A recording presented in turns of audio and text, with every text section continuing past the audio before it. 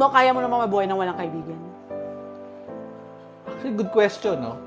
Thank you, contestant number 10. Mr. Bulacan, the floor is yours. I think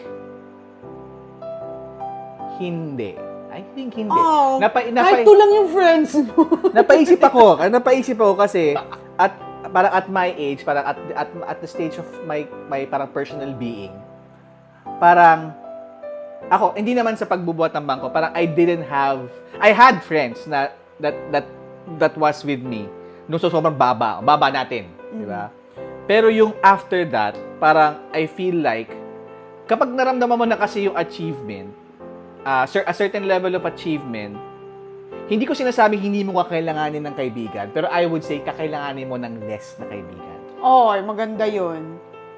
Bakit mo nasabi na kakailanganin mo na less na kaibigan? Kasi ang hirap mo i-maintain pag maraming friends. Well, hindi lang yun. Kasi, ako like, napanood ko to sa Naruto. I'm a Naruto fan.